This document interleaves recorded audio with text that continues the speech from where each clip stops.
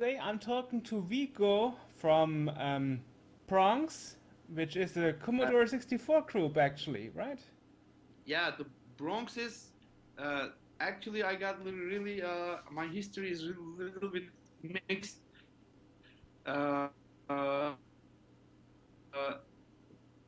the moment, I'm the co-founder of Bronx Group, and also they have now some small PC stuff, some console stuff, but actually it's the real. I mean, the main thing was always C64 and Amiga, and like I don't remember after 2007 or six, not sure about it, or five. I'm also a member of Three Star and Red Sector TRSI member also, but like the member just for the party members, just for the Ahoy browser session member. You know what I mean? I'm not coding. I'm not doing anything for that. Just the friendship kind of stuff. You know what I mean? But you have been a coder in Bronx. Yeah, sure. I was coder on C64 and Amiga. All right. So we are talking today actually about the demo scene, and I wanted to say you're not actually limited to one platform, but as you said, you are also on PC and Amiga, not only the Commodore 64. Not I am, but I am. I only myself. I was coding and doing some cracking stuff on C64, and on Amiga. Yes, I was doing some code stuff, and I did some stuff for GBA, just small intros. Even I did some stuff for PlayStation Portable. I really wanted to do some stuff for PS1, but I couldn't manage to make I couldn't find the SDKs and things like that. I couldn't manage to do it. But as a group, as a Bronx was almost everywhere, every platform. I'm not a PC freak. Like I don't like to be called like a PC guy, or even I don't like the PC demo scene because all the PC demos like watching a 3D video to me. You know what I mean? It's like, yeah, okay, there are lots of technical stuff, there are lots of crazy shaders stuff, all the things like that, like 4Ks, blah blah blah. I mean, the last revision again, the super releases, but I don't. For me, the demo scene is just Amiga and C64.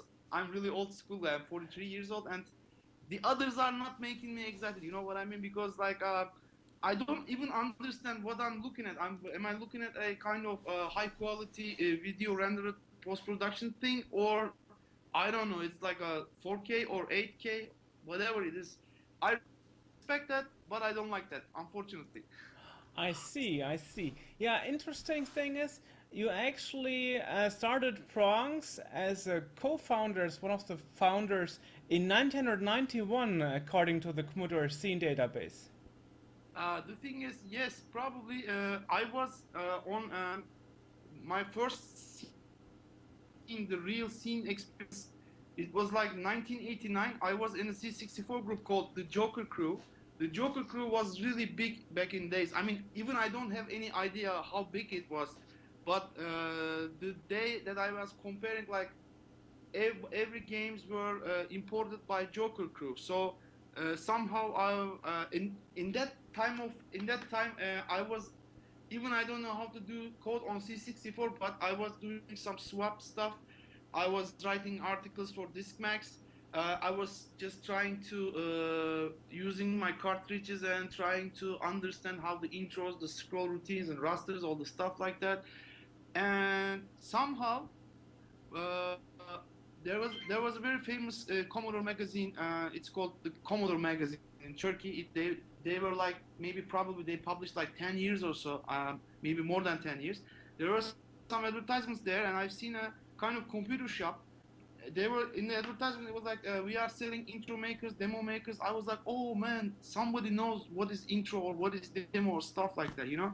So somehow I went there and I meet them, and they gave me some intro packers so you can build your own scroller stuff, and it packs, and it, you know, you can put it into the in front of the game, stuff like that. So somehow I joined that crew, and after that I then I understood that I'm in a kind of bigger thing, like the scene, you know what I mean. And I start swapping, because every day, every week, they got really, every time the postman comes with the big packages, like always the new releases, all the stuff like that. So we were selling those games in Istanbul. So every there were lots of computer shops there, and we had, when the new game arrives, we put our intros there. We put the discs into the back and start taking a bus or train, go every computer shop, and we were selling those games there. You know what I mean? So then in that time, Joker Crew was so. Then I understood that Joker was really big group. So while those kind of things happening, I was seeing Amiga and Amiga intros and Amiga. There was because Amiga was very new back in the days. Probably I don't remember the dates exactly, but I've seen a group called Zombie Boys. Their intros, the Zombie Boys, it's like they did the first intro in Turkey or stuff like that, you know. So somehow we met with the Zombie Boys and I start to hang with the Zombie Boys guys. And one day we said, okay, let's build up a new team because especially the graphic artists were really it was a kind of pain for them to create Zombie Boys logo. It's too many letters, and also for the swappers because the numbers Z. It's like when you read the scroll text, want to check the greetings, so you need to wait till the end of the scroll because the Z number Z, letter Z is very at the end, stuff like that. Or then we thought that so maybe we should build up another group. First, the group name has to be like 4 or 5 letters, and probably starts with A, B, or C, or something like that. You know what I mean? In the back in the days, like probably 90 at the beginning of 1990, something like that. I don't remember exactly, but we were all like really into hip hop music, breakdancing stuff, graffiti, DJing, all this stuff like that. One of our friends was like, "Hey man, look, we really love everything which is coming from the Bronx, from the New York, because this is the heart of the hip hop stuff. So we all love the hip hop thing. So why don't we choose the name Bronx? And the funny thing was, none of us had any idea where the hell is Bronx is. It's somewhere okay, probably in New York, and we don't have any idea how Bronx is a kind of notorious neighborhood. We don't have also any idea about that. We was like, okay, let's choose the name Bronx. Then it all started like that. Okay. That's interesting. I mean, you're mentioning different things here. Actually, you started out in the cracking scene, actually, the game cracking scene. Um, so, when did you actually get in touch with the C64 for the first time? And how? My first contact with 8-bit computers was Commodore 16. It was like 1984, and it was, I mean, that like 1982, 84, 85.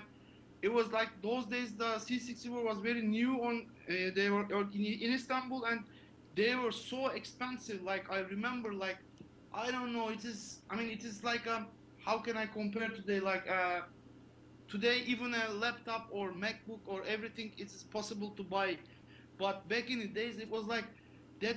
And the funny thing was those computers were they were selling those machines in a not in a computer shop. It was like how to tell it. There were some special shops they sell like kitchen devices, like refrigerators, like things like that, some household stuff. You know what I mean? They were selling computers, that kind of shops, not like a special dedicated computer shops. Therefore, they were really expensive. But I remember I spent like probably 4 years on C16 because we thought that it was looking like C64, only the color was different. I was like, it's just the color difference. You know what I mean? I had no idea about the C16. It was like when I remember like yesterday. So I had a tape cassette, data set. So I tried to load some games because I was expecting to see some C64ish games. You know what I mean? They were all C16s, ASCII character sets. It was like a super super stupid game, super super lame sounds. I was like, okay, man, this is it. So my computer adventure is over. I was, and remember those days like today. Every Right now I'm in the kitchen and we have a small TV on the kitchen. There's a small TV in the living room and the bedroom. Everywhere we have televisions. Like back in the days, there were only one big television in the living room, and you need to get permission from your parents to plug your computer. You know what I mean? Because it was not like standing all the time, and there's no chance that you can play with your stuff whenever you like to. You know what I mean? You always need to get permission from your parents. So if it's possible, I'd like to connect my computer and try some stuff. Blah blah blah. So I spent like 4 or 5 years with that stupid machine, but it has a special place in my heart all the time because I learned lots of stuff on C16. So I was like the finals. I was like the last like probably which grade I don't know. I was finishing the high school, not the college. So my grandmother just bought me the C64, but I was so lucky because we had that Commodore magazine and I was reading all the time and I knew that there's a thing called floppy drive, you know what I mean, Yes, sure. 1541. Yeah, I bought it my C64 with 1541 and some it was called multi-ice cartridge, but after years I recognized that they were the first versions of action replay cartridges, and I got freeze machine, all this stuff like that. So I was so lucky. My uh, Commodore setup was super nice. I got Commodore floppy drive and cartridges. Everything were ready for me. That's interesting because most people started actually with a data set, a tape drive. I started with C16 with the data set. So I was lucky. I had a chance to read the computer magazine. So I seen that.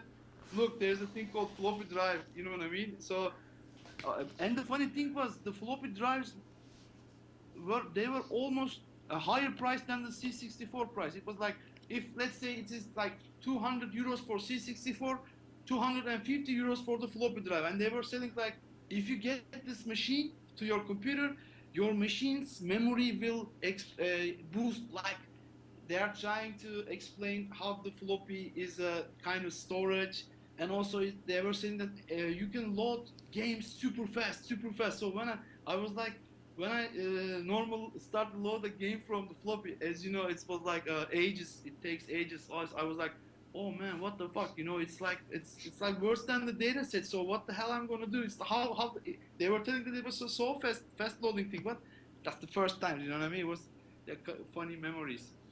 Well, they didn't tell you that you need actually a fast loader cartridge or a program for that. Yeah.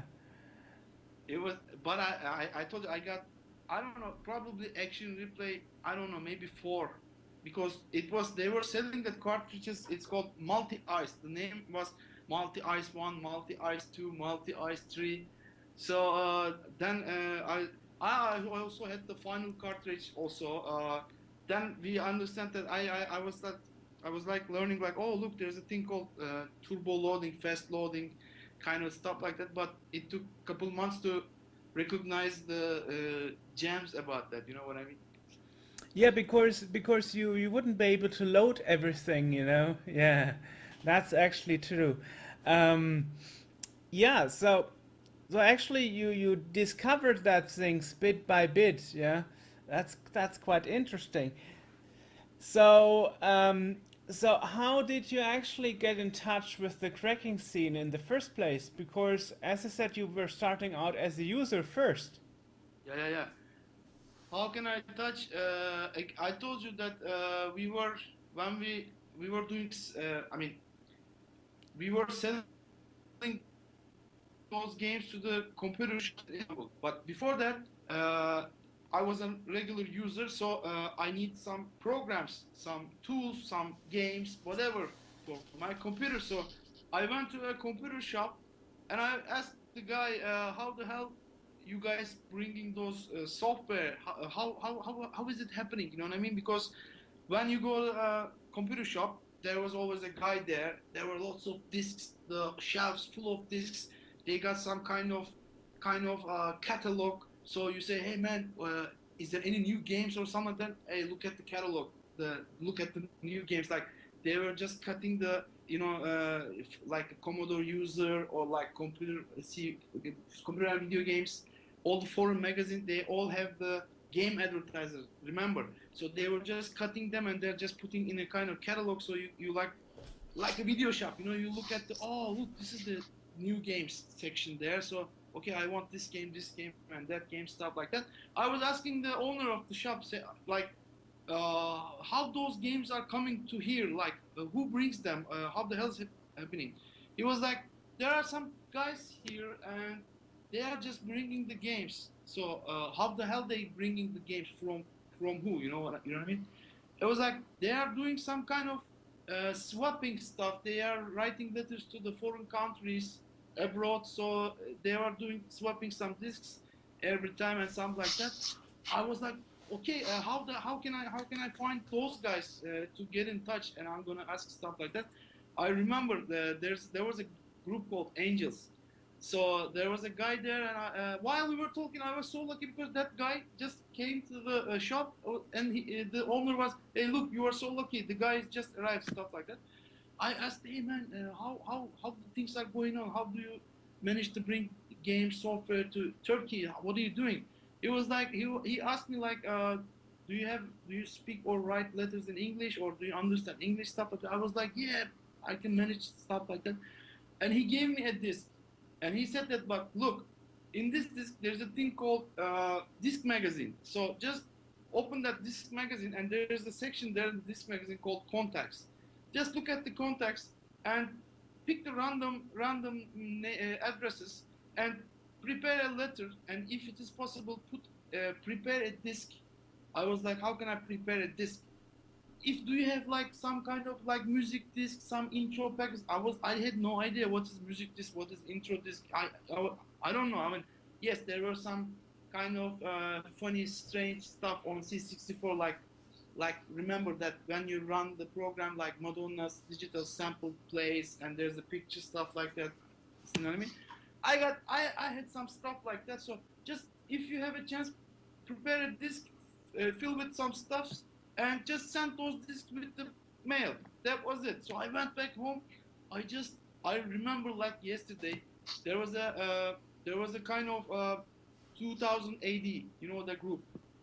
They were kind of they were their copy party or something. I was like, "Oh, what is this? It's a copy party." It was like it's my mind is not, I cannot understand what the hell is this. I see that the party invitation there, like the dates, so what are the people doing there, stuff like that. So I jumped the discmac. I was looking at the sex and crime, probably because back in days there were few discmacs. Even it's not a discmac, just a single file stuff. I've seen the contacts part. There were like tons of addresses. I picked some random, so I don't remember. Maybe I sent 10 or 20 letters. And one day I remember I was coming back from the school. When I entered the building of I live in our apartment.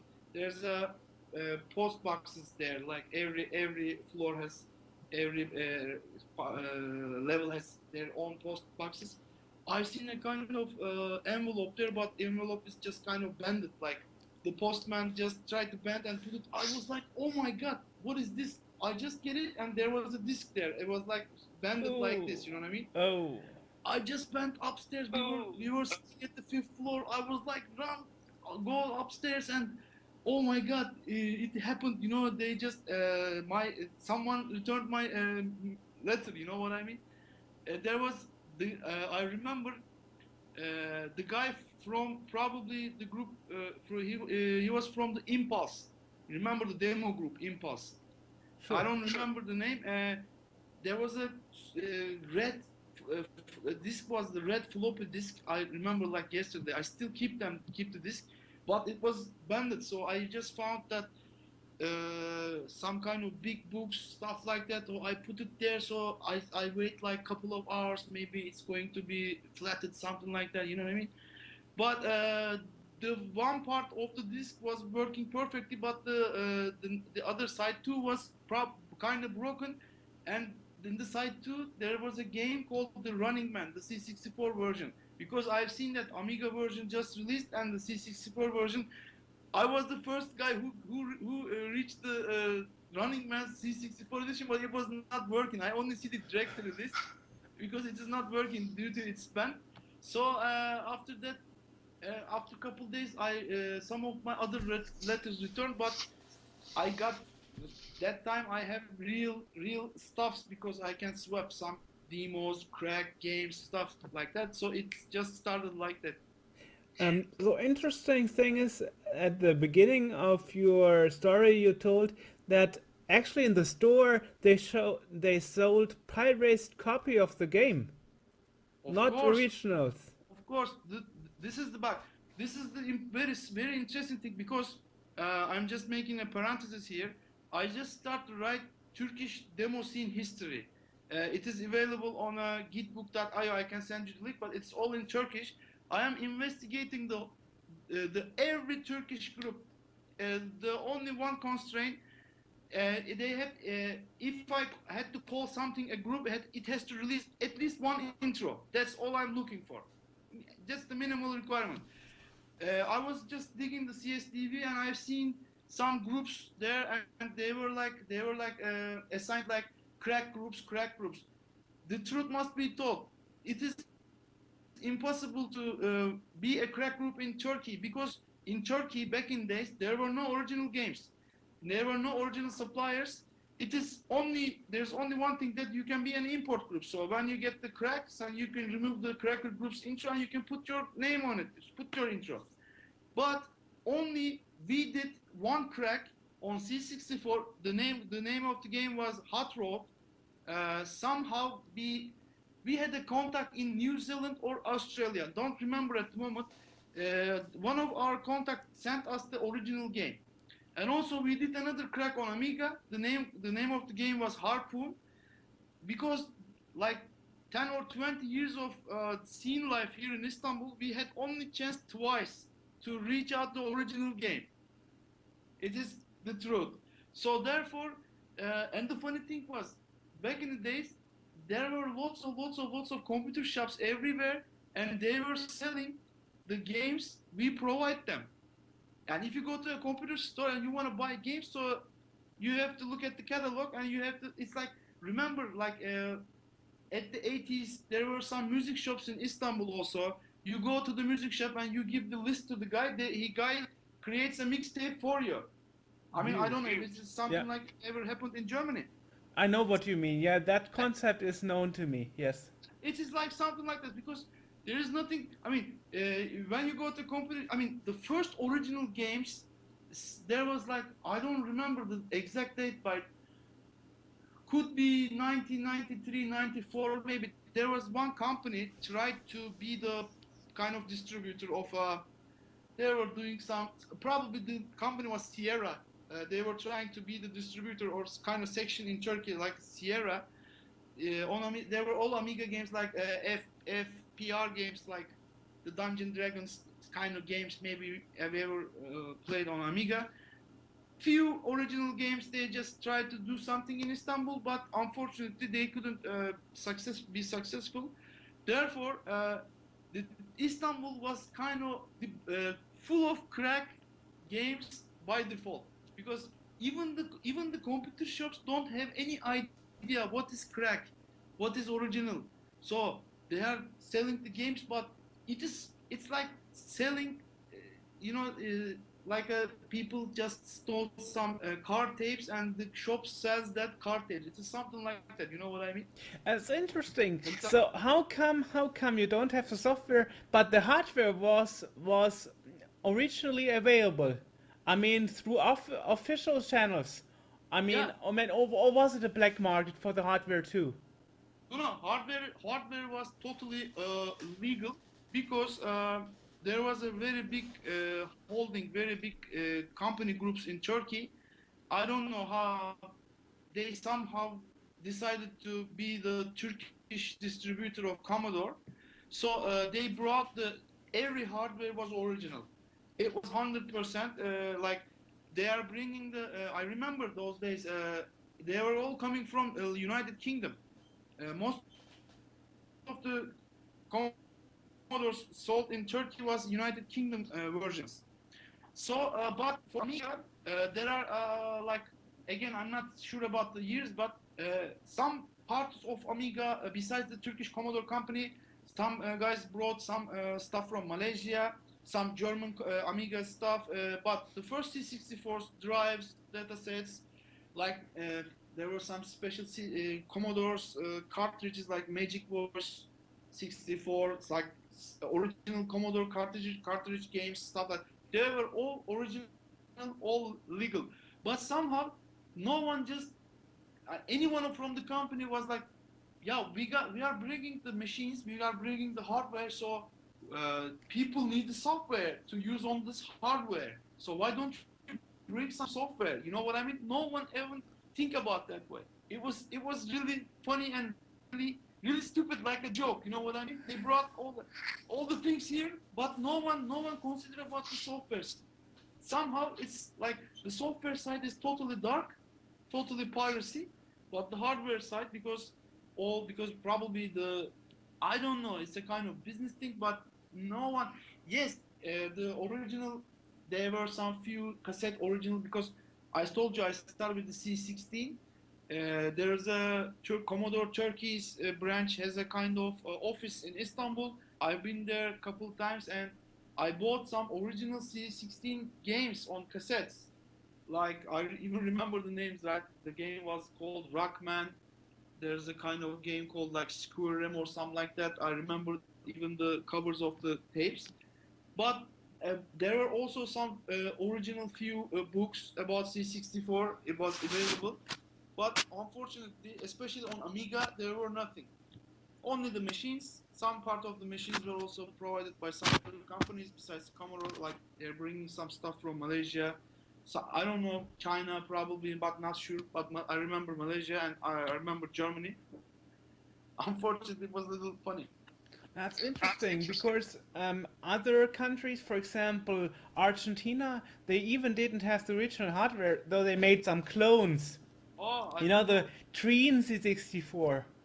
Wow. So that's interesting because I thought, okay, so if you don't have the hardware, if you don't have the software, maybe it's similar to Argentina where they just made their own clones. So it's And interesting to also hear. Yeah. another funny thing, the Commodore Turkey they have really brilliant engineers here because they sent all of their engineers to UK and they got really educated. They had really they were really trained engineers. And I know few of them. I still know few of them.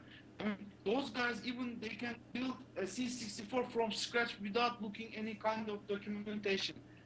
I mean, they knew the hardware fucking crazy well. I mean, because they were just they had a really big repairing services there.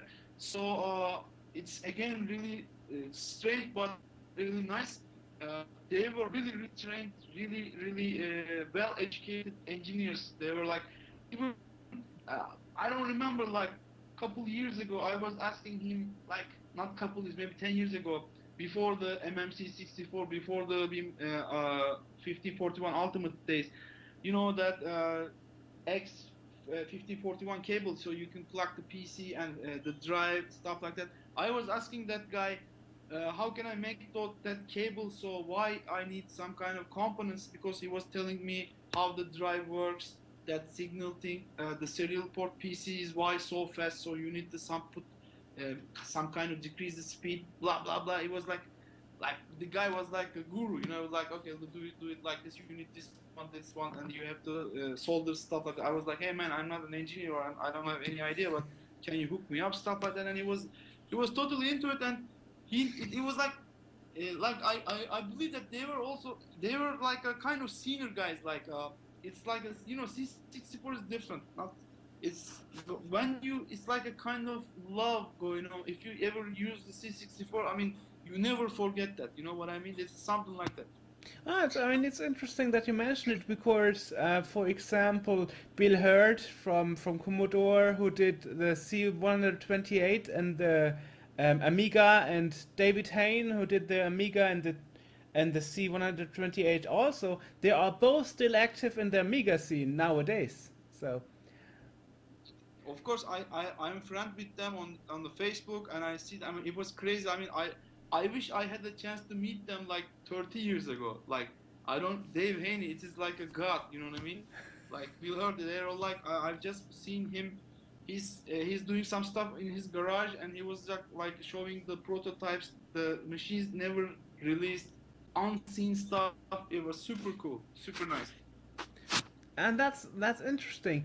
So, actually, those people on Facebook from Turkey that are claiming they worked for Commodore business machines. So they actually worked for Commodore because they had a branch there in Istanbul, as you said, right? Exactly, exactly. That's interesting. It's especially surprising because Commodore had their own software section in the beginning. That is Yeah, that is wondering me why they actually totally ignored that, apart from the cartridges, you know. and also the Turkish Commodore. I mean, the Turkish branch is the name was Teleteknik. Teleteknik was the owner of rights of like a Commodore Turkey rights, and everything is owned by Teleteknik. And they were just converting like original Commodore educational softwares. Have you ever seen such a stuff like that? Like you load from the tape. It's like there are some like mathematical tests. So you make the tests, you save the results to the tape, stuff like that. They were just converting them to a Turkish edition. Like they were just selling Teleteknik proud to present for your kids, for your elementary school kids. Like they learn how to do math, they learn science, stuff like that. You know what I mean? They were just doing some kind of conversions about it, but unfortunately, software part was very weak. I mean, I wish we have a. I don't know how was it. How was in Germany? Like, probably Germany is very strong on the software side also. Oh yes, well, definitely. I mean, I still have education software that I know from my school, you know. So yeah, we had Commodore C64s. We had education software on disk and on cartridge. We had, of course, original games. I mean, I have a collection of original games. You know, nowadays everybody wants originals. You know, so I mean, you see yourself on eBay some games like Space Taxi, they are wondering like $150, or you know, or Gianna Sisters who has about 300, 600 euros, just because it's so rare. So yeah, so yes, it was never a problem. I mean, we even had translations of games like Maniac Mansion in German, Zack Yeah, I know. McCracken in German, or Cauldron in German, you know, called Hexenküche. So yeah, I know it's a totally different market here. Um, and what would also interest me, by the way, is how was it with mailboxes? You know, did you have mailboxes over there? Sure, I got. I was using my. I had PO box. In Turkey it was called PK. Mine was PK 59, Bostancı Istanbul, and I was keeping that PO box till 2 years. Like I forgot to pay the because you pay for the yearly and the like. If we compare like euros, it was less than 10 euros per year. Whoa, So, okay.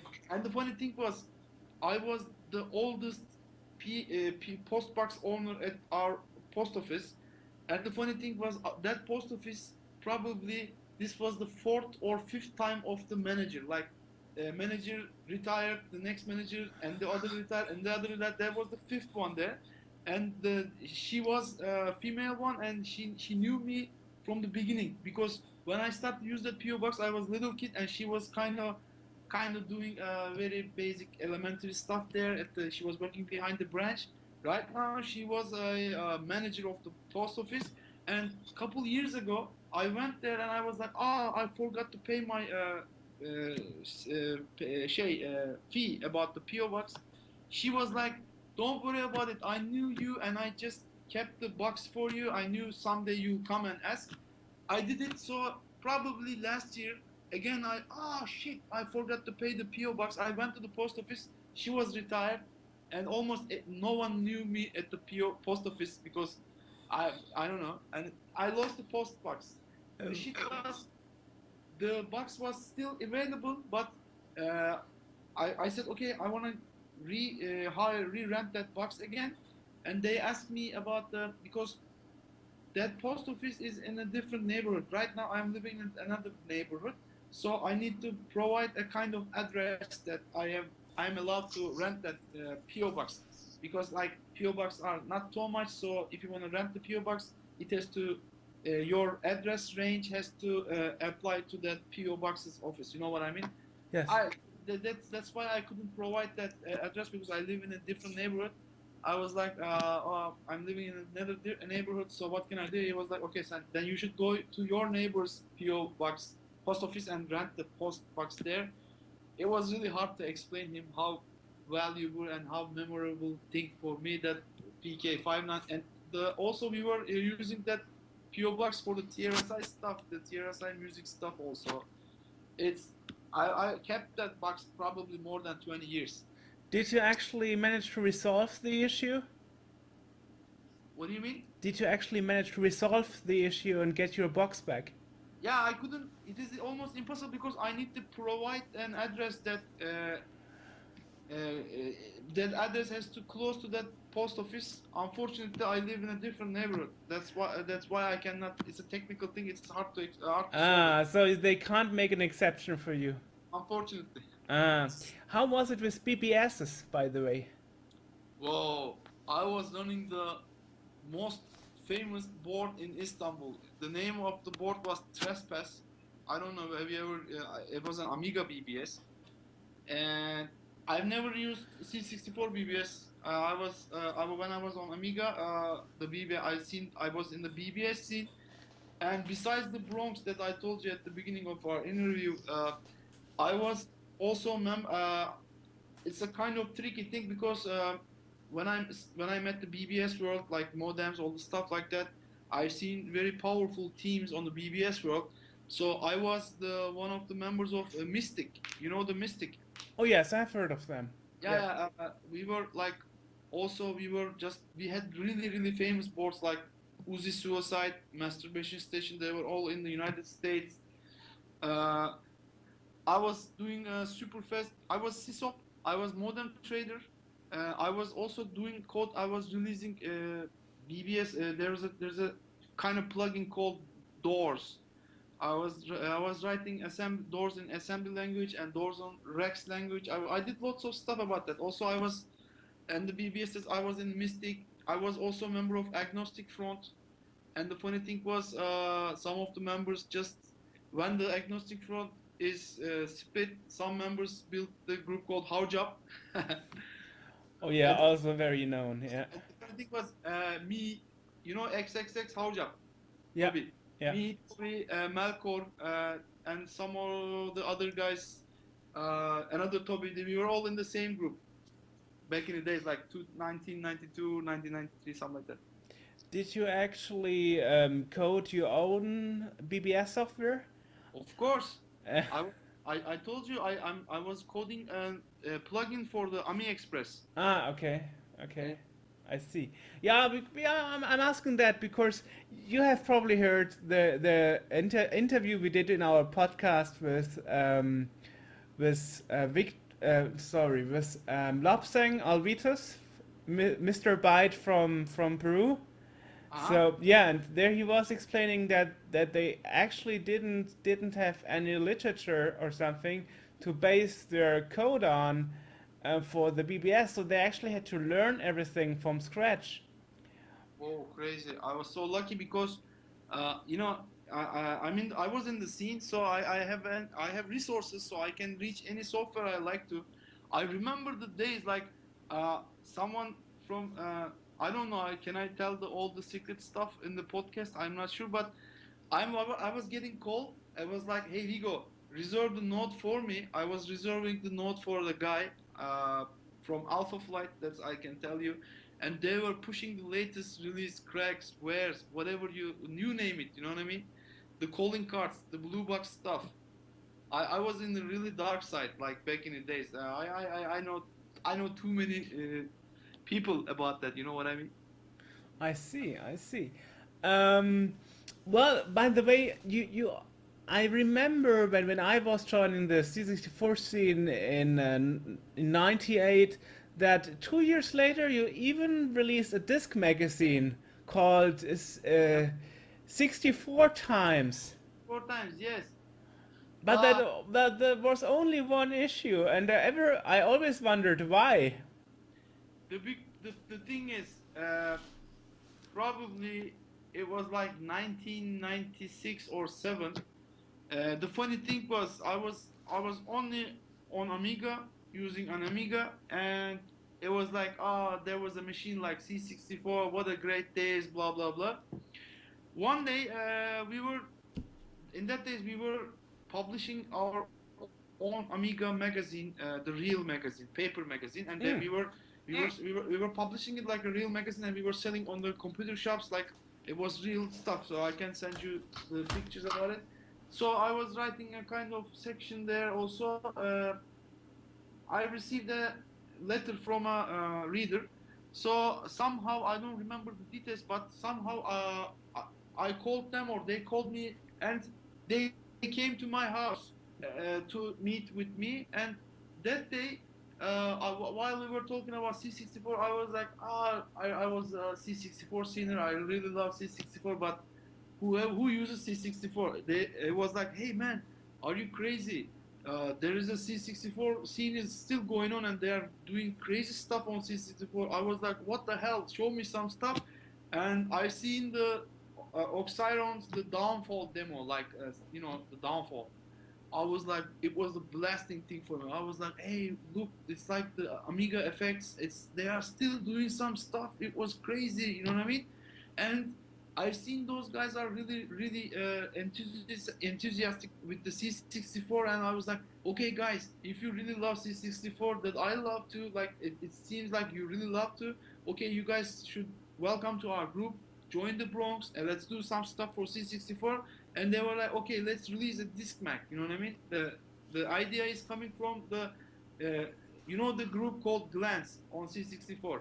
Yes. Yeah, this is the Glance is the also some of the people left from Bronx. They built up the Glance, and the guy who the artist and the music guy Hydrogen. You know the Hydrogen.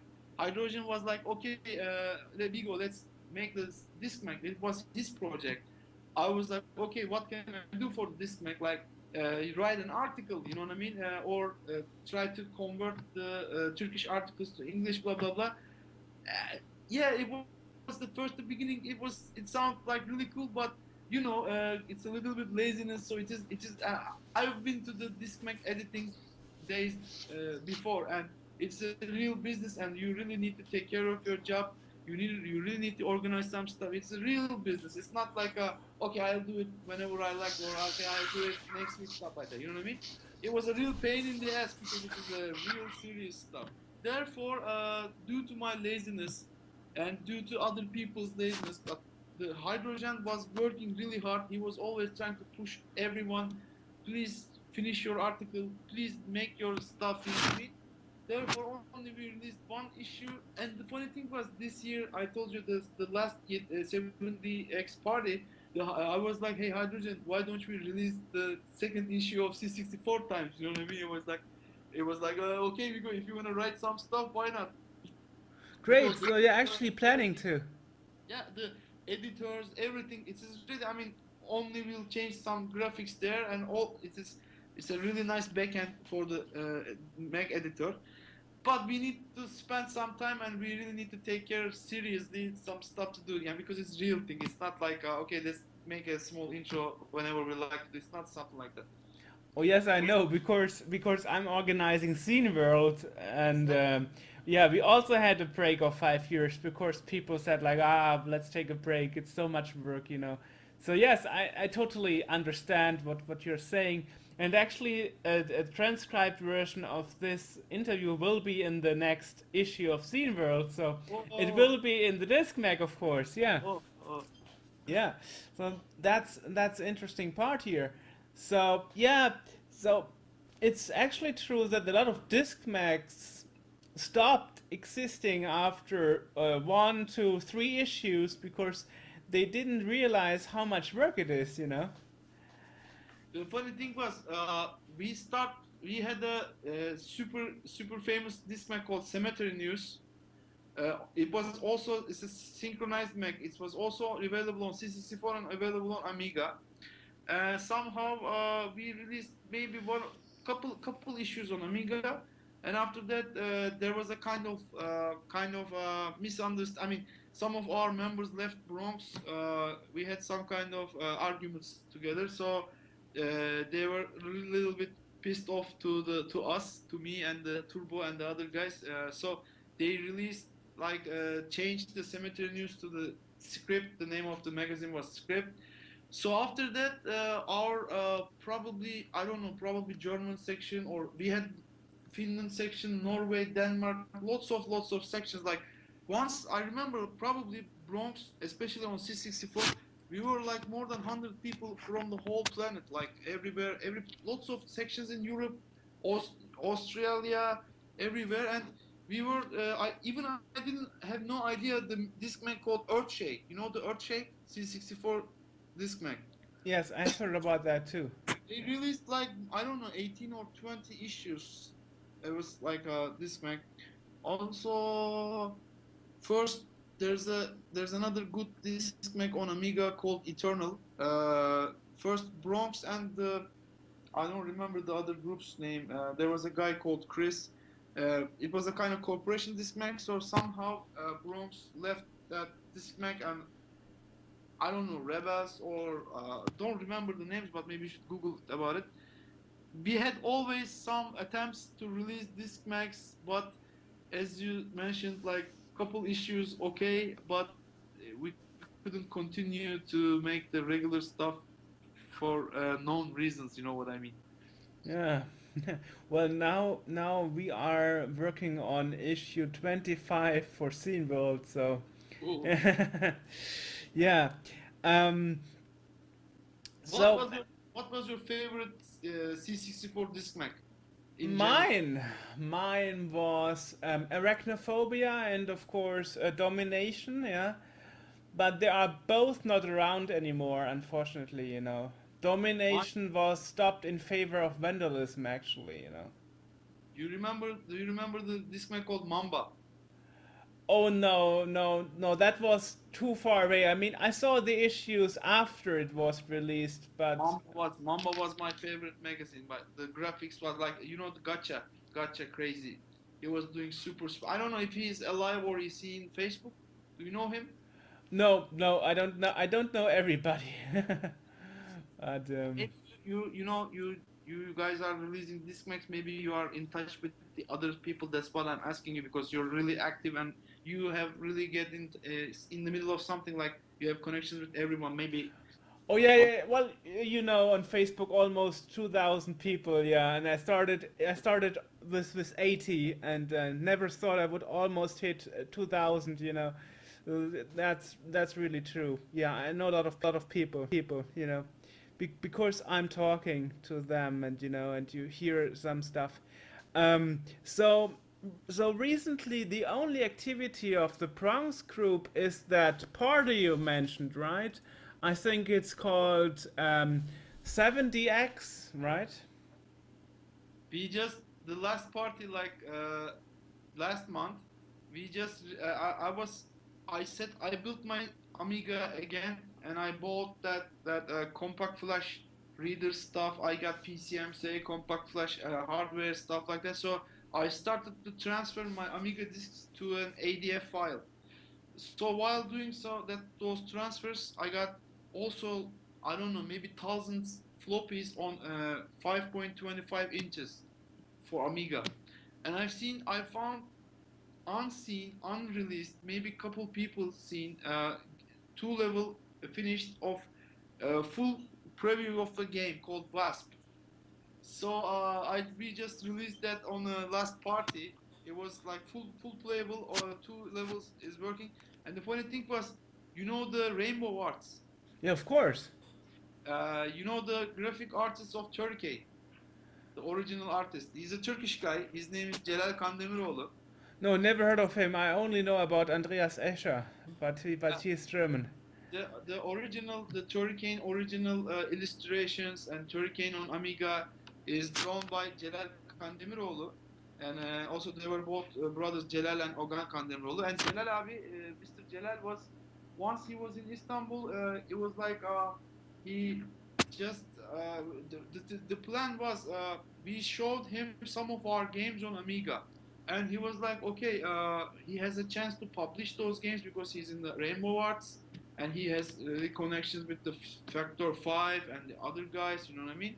and we had some couple games, just a couple levels are working, just a kind of proof of concept, but the most of the mechanism, most of the engines are ready, and we just did that game for Celal abi, and he was going to show it to the guys on Rainbow Wars, but I don't remember.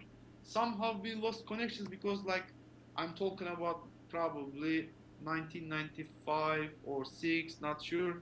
There were no cell phones, no internet, no Facebook, no email, nothing like that. Not so common.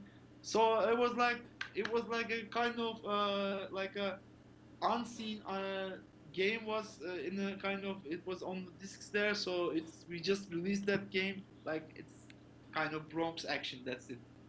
Great. So why do you actually say that it's the last party for you to the, organize? the thing was normally 72 as a hexadecimal way, it was like 2002. So right now 2015, and like it's like 7f f or something like that. Therefore, like there if I mean 70f, I guess right now 70f is equal to 2015. So therefore the 7dx concept is over, because the next year will be 7e0. You know what I'm Mm, talking? of course, yeah, hexadecimal, yeah. Exactly. This is the one thing, and the next thing is, unfortunately, it is hard to tell, but there is no scene in Turkey. Unfortunately, I mean, like the old dinosaurs like me, couple of old schoolers like me. Besides us, there's only one actual and successful group like Glance. You know them. They won the Breakpoint 2010. Oh yes, I was at Breakpoint 2010. It was amazing, you know. It Yeah, was amazing. They were so they were, happy. yeah, and the thing was, they won the scene awards, like public choice awards, stuff like that. But the main coder, Bilgem, he lives in United States, and he's working for Amazon, and he's so busy. The others are Hydrogen, and he's in the game company, and they are doing 3D games, in like multiplayer games, like I don't know, the MMORP games, like millions of people play the games. I'm not a Of game course. person, stuff like that. So they need like a such a demo requires at least a year. So because they were all work, and also the other Norvax, he's also in the United States. So therefore, they're like sleeping since last 5 years. So I mean, they were. I mean, I wish I was all when I see them. Hey guys, what's the next demo? When will you guys release the next demo? Stuff like that. Unfortunately, I mean, it is. I know it is not easy to release such a demo like that, and they are always like to. I mean, they want to release big demos like mega demo, not like a file demo, or not like a simple. I mean, they only want to be known as a big demo group. You know what I'm talking about. Therefore, they are doing nothing, and even I don't remember how to code on Amiga or how to code on C64. Yes, maybe I can make a scroller 2x2, 3x3. I don't know, 1x1, 2x2. Okay, maybe a few rasters. I can play music. I know the player routine, stuff like that. But I'm not capable, and I don't have time. And also, I'm not capable like the glance guys. Like, I mean, we are in the 2015. Like, if you want to release some stuff, we see like what they released on X, what are the stuffs coming from revision. So like every year, every party, they put the bar a little bit up. So for Bronx perspective, I wish if we find crazy coders like the Glance has, or like the Oxiron has, like I don't know, Boost Design has, why not? Let's release a super demo. But unfortunately, no one is here, and the sad thing that I don't know, this is the maybe the 15th party or 14th party, I don't remember, in Turkey in general. uh, no new recruiters, always the same old guys like me, and like my Bronx and Zombie Boys team and the Bronx related people.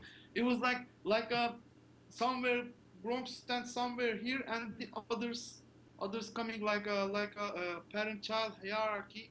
So there is no one new. I mean, we didn't see anyone like, oh my God, where the hell are you coming from? Like, what is this?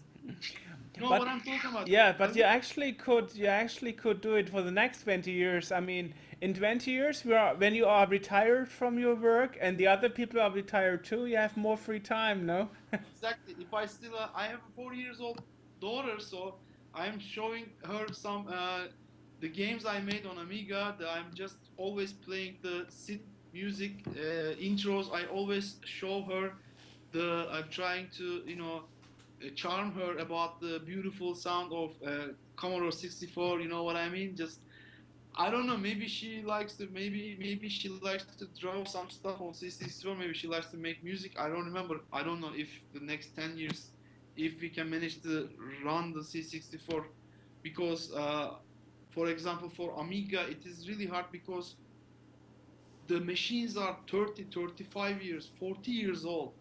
So, I mean, you don't know what's going to happen. I mean, it looks like it's working, but the next day it could broke because of there are lots of old components in the machine. So sometimes I afraid of opening my machines because I don't know if at the party, friends told us that they warned me about the power supplies for C64 because that power supplies I didn't know that can be broken by itself, and the broken power supply can burn your C64, and even you don't understand because of you thought that maybe C64 is broken, but the most important thing they told me before you use the power supply you need to measure, you need to check if the voltage, the everything is okay. I said, oh, how the hell I'm gonna do that thing when I'm not an electronical guy, but that's a fact. So therefore I always get a little bit afraid that I am going to. I mean, I got lots of machines at home. Like one day, if I have a bigger room, I'm going to build a big, super, super big tables, and I'm going to put everything there, and everything is going to be ready to work. My plus four, I got lots of C64, C60s, plus fours, 128D, 128 Spectrums, Atari 2600, Atari 800 Excel. I got lots of stuff, and I always wanted to work with them. I always wanted to see them they're working, but unfortunately, it is the kind of thing that not possible. For my wife, they were all rubbish. She was like, she needs to get rid of all of them because they were all like dirty, rubbish, and bullshit crap stuff. You know what I'm talking about? It is. Well, I mean, retro is cool. I mean, in the last 5 years, especially in Europe or America, the retro hype has started. You know, people actually going to their attic and actually getting their old hardware again. Yeah, yeah. So, but anyway, don't you think there is a future in emulators? Yeah, frankly, for example, when the new demo releases, of course, first I download and check out at the emulator. So, but always you need to watch it on a real machine. That you need to see it on a real C64 monitor, like the Amiga monitor, like 1084, 1084. You know the Amiga monitor, Yes, or I have some of them too. Yeah. and So you don't think it's better? It's better to actually use emulators than having no scene at all and not no activity at all? if you look in that way, it's okay. But if you have a chance to watch it on a real machine, go do it for the real machine. Of course, for example, I got lots of friends. Even they really want to. Oh, look, man! I was a really big fan of like the Blue Max on C64. I was like, don't worry about it. You have a chance. What do you have? Even you have a Windows or Mac. There's a Vice, the best emulator ever seen. So you can play it on your computer in any platforms. It's okay, but just specifically for the watching demos and watching intros, the real original machine is always the taste is always different, super on the real machine. Well, I mean, yes, you're right, because although the emulation is not as true to the original machine as we remember it back from the days, right? And it's a funny thing because I had an interview recently a week ago with let me think, Dave Lowe, who actually did compose all the music from arcades to consoles and home computers like the C64 and Amiga, and nowadays he is working on a new project to put that all on as a remix with piano and orchestra Uh-huh. on CD with help of Kickstarter.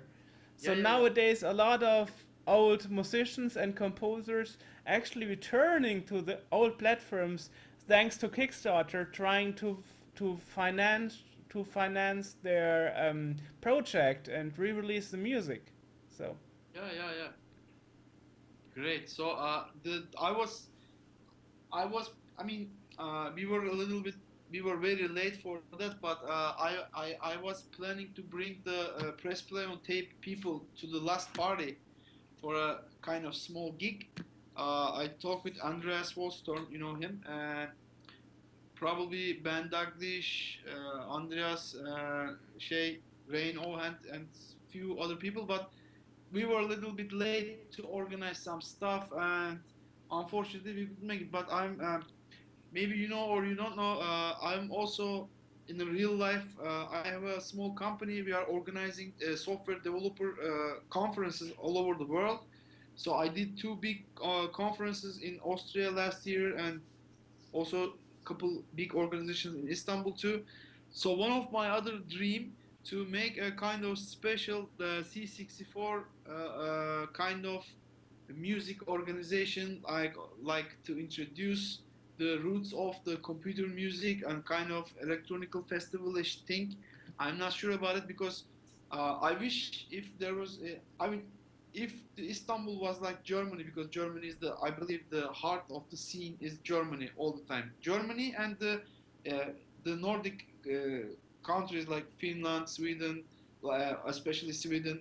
Like I wish Turkey, Istanbul, like those countries, because there were more people is related to the scene, so there's going to be more easy to organize some kind of events because you need some money to bring those guys, some expenses like flights, hotels, blah blah blah.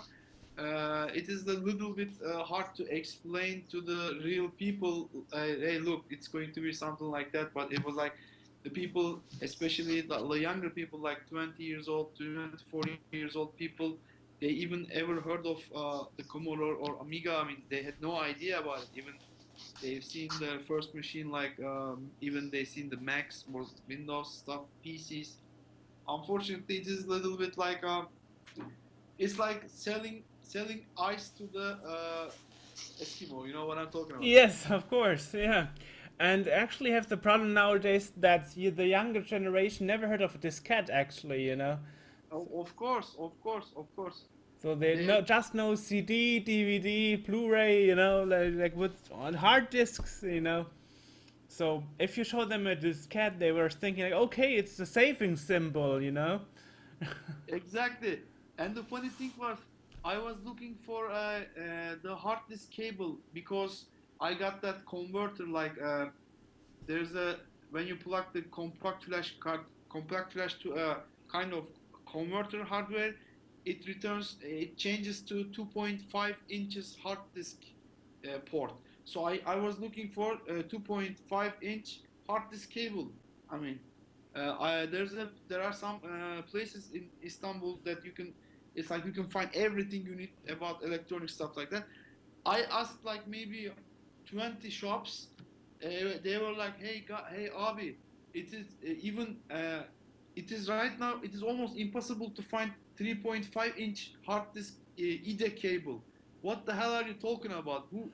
No one has that 2.5-inch IDE cable. You know what I'm talking about? Because every laptops, every startup, they were not using that kind of cables because they were just using the pins. Pins were just entering that board, something like that.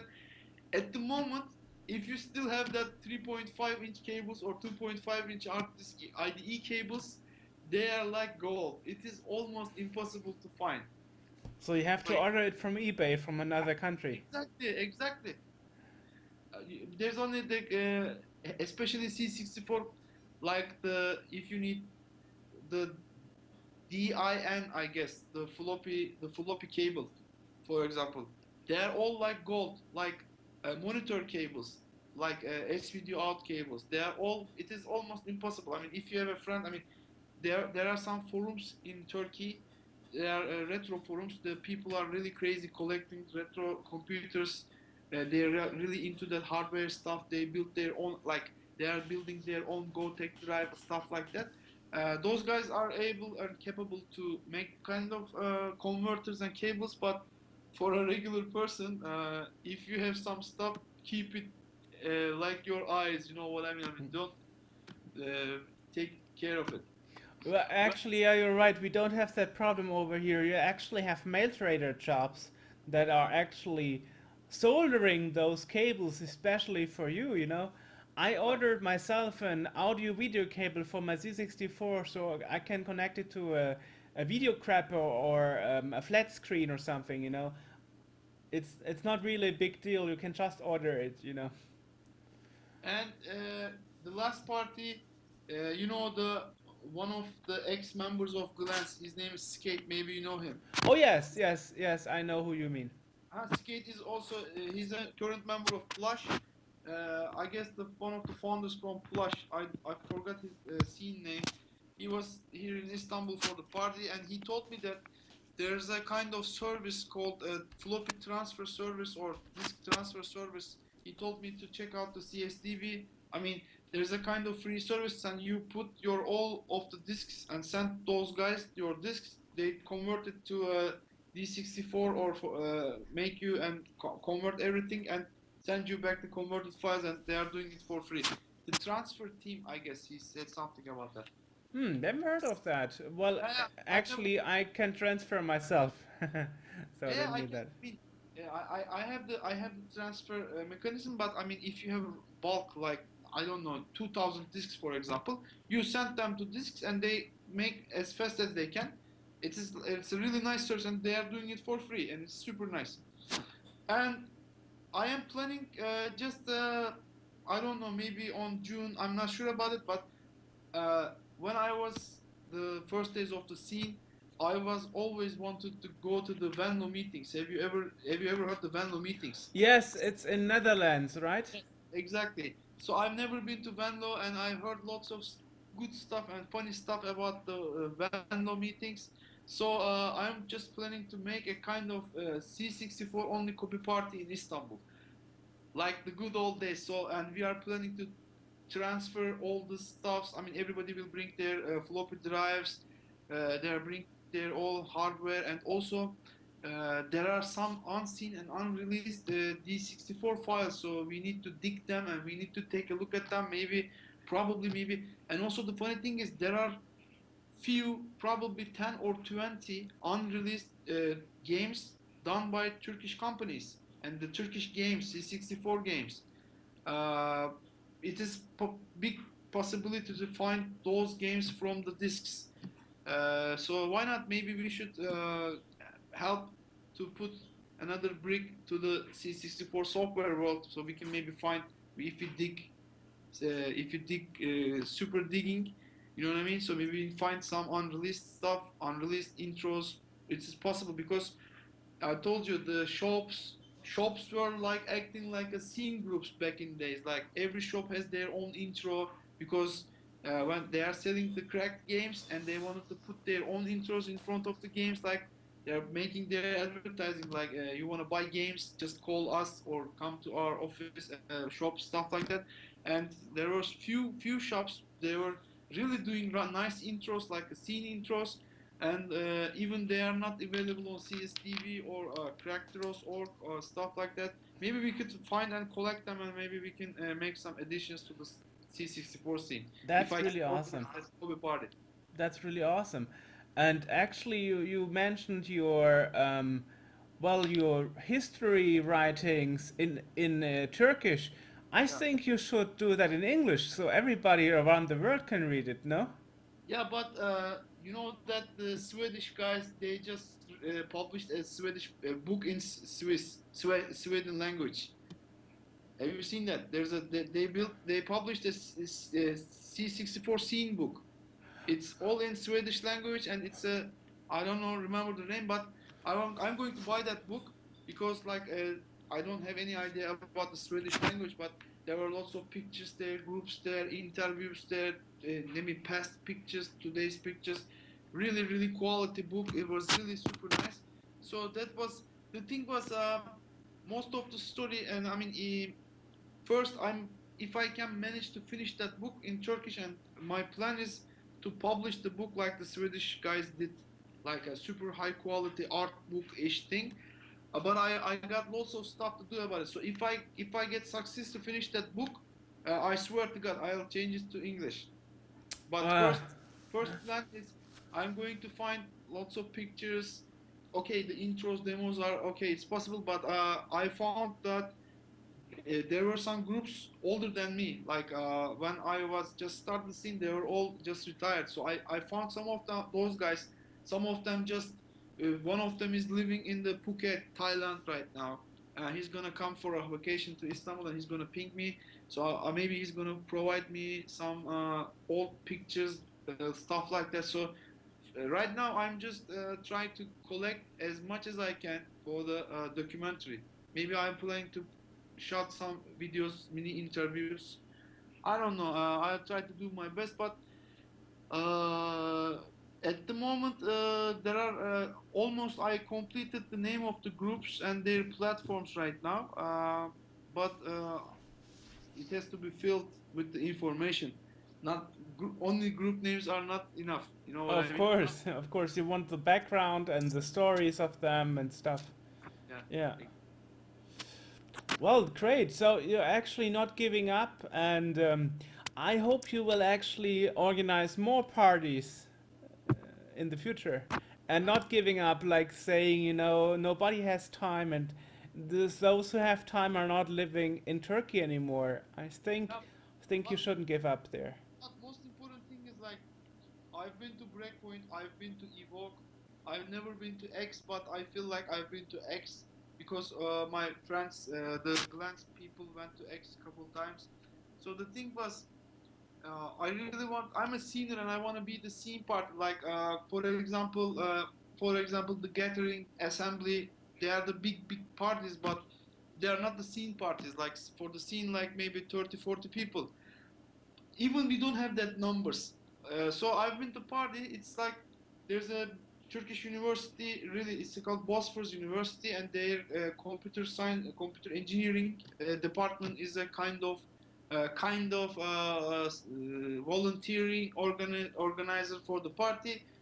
It was like I mean, uh, when I go to parties, scene parties, I want to meet seniors. I want to talk scene stuff, good old days, the new stuff, demos, intros. You know what I like. We speak right now in the chat. You know what I mean? Unfortunately, so when I go, yeah, I mean, we couldn't recruit new young bloods to the scene.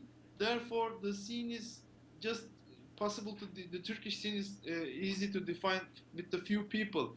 So, and also I've been trying to bring the German seniors, Swedish seniors, like Finnish seniors to Istanbul for the party. Unfortunately, no one is coming to our parties. I don't know. Maybe it is expensive coming to Germany from Germany to Istanbul or from Finland because I know in the Europe there's a thing called Ryanair, so you can go to the anywhere like 40 euros, 30 euros. I know coming to Istanbul, even for me to come to Breakpoint or come to Revision is really, really expensive. But uh, the thing was, I wish we had organized a party here. I wish we had more real seniors coming to party, and I wish we are really our party releases will be super cool because if you, for example, people are keeping their products to release only at the X party. You know, because it's X is the biggest C6, the one and only C64 party, and they want to release their stuff there. So they are doing some effort, and they want to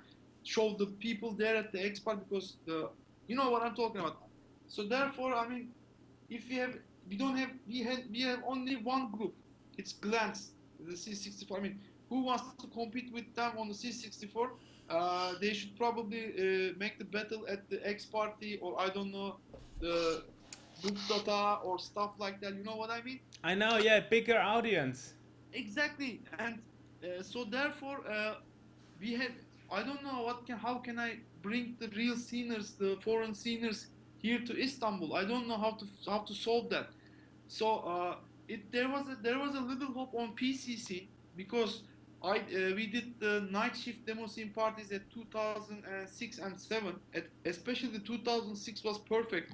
The releases was super great. PC stuffs were super great. Some foreign remote entries. It was like a real scenish party I've ever been to in my whole life in Istanbul. But after that, I don't know. People are losing their attention and intention. I mean, like the next party, we were really hoping to have the big more audience, more people, like. But the next party was a big disappointment for us because I don't know. It is hard to. I mean, Well, I can just talk about Germans, but in my case, you have to invite people from Germany a year oh, before, a year. before the event, because here in Germany, in January, you have to plan your holidays for the whole year in Mm, January. So as soon as January passed, it's really hard to make new holidays for the same year because the company will say, no, you already planned all your holidays and you cannot move that because we need you for this project and that project, you know. So you have like blocked time where you can't take holidays. So that is why for Germans, you always have to, if for example, if you have a party in March, you have to say it in September the year before. So you have to uh, be super early for Germans, you know? yeah, it is possible. Yeah, good idea. Maybe, for example, the next year's party we should announce maybe this September or Yes. this August. We should announce the next year's party. Yeah, possible. Fortunately, it was also another big problem. The location was always a big issue to organize a party because it was always like okay, this year we're gonna organize a party. So when we're gonna organize a party, no one knows because when they get the location, I mean, because location was always a question mark. So it depends on the location's availability, blah blah blah. So when the location is exactly set, then they announce, okay, we got the location, so we can make the party. I mean, the always depending on the location. Therefore, for example, when we organize a conference, so we can do the announcements like at least 4 months before the conference because we can arrange, we can rent the venue, all the stuff like that. Because the real conference organization is easier than the demo scene party because you That's can true. get sponsorship from the real corporates. Because, for example, we organized a front end development conference, so it's related to web technologies, JavaScript there, front end engineering there. So you say, look, we are bringing some people from Twitter engineering, we are bringing some people from Spotify, blah blah blah. You know what I mean?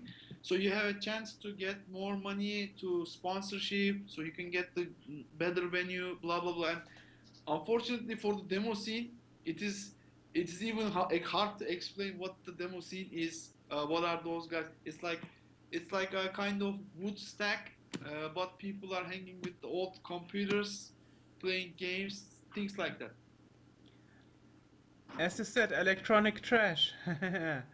For other Exactly. people, yeah, they don't have the understanding of why we are still hanging on the old machines and old devices and actually want to release new stuff, you know. That's Exactly. basically the thing. But hopefully you can manage that for the next year. That would be totally awesome, you know. Who knows? Who knows? Why not? We Everything is possible. Right, right. So, for my perspective, I think we have covered everything, you know. Super. Is Yeah, there anything I have missed in your point of view? I guess I don't think so. It looks fine to me. So it was an honor for me for this interview because uh, last few words about that. Unfortunately, it's like being a Turkish person in the could be sometimes a little bit hard. Why?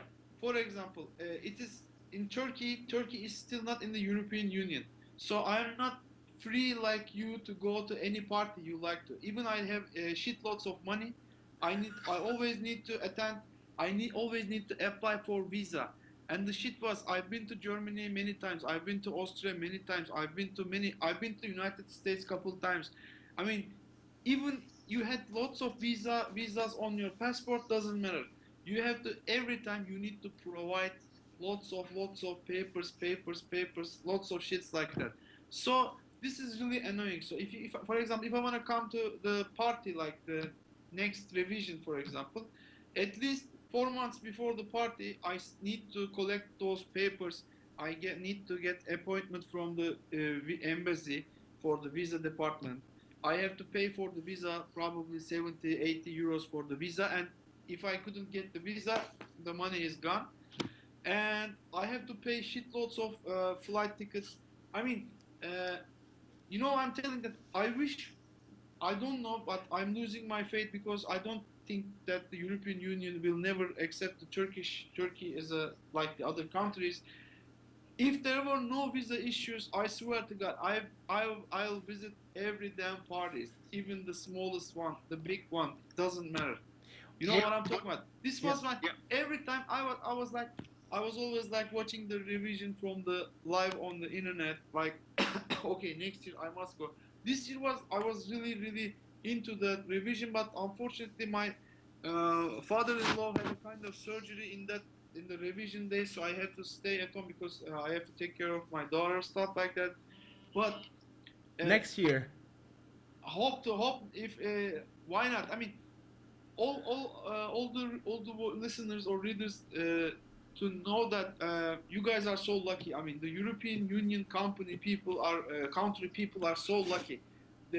You guys can go everywhere. You want to go to Finland, you can go to Finland. Like tomorrow when you wake up, okay, I want to go to Finland in 2 hours. Yes, you can do it. This is the big privilege. We Of don't have course, that. it depends. I mean, there are also countries where it's very hard for us to go in. For example, China, if you want to go as a single person to China, you have to apply to a visa. You need a personal invitation letter from somebody living in China. But of course, the advantage is there's no Demoscene Yeah, party in China, so it's not there's really no a big deal. yeah, party.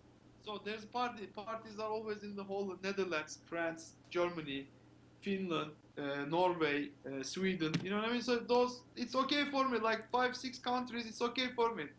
I ca you know There, what I mean? there was one in Russia because I received an invitation from Russia for a Demoscene party Yeah, some years ago. So yeah. I even I remember something like that. I couldn't remember the name, but yes, there's a scene in Russia all the time. Always there, they have scene there. well, anyway, the socializing outside is also part of a demo scene. For Yeah, example, at Eurovision you have the Easter fire, outside, so it's not like it's totally unimportant. real party is always outside. Yeah, exactly. That's the saying. Yeah, that's the phrase. Yeah, All right, so I thank you very much for all those stories. yeah.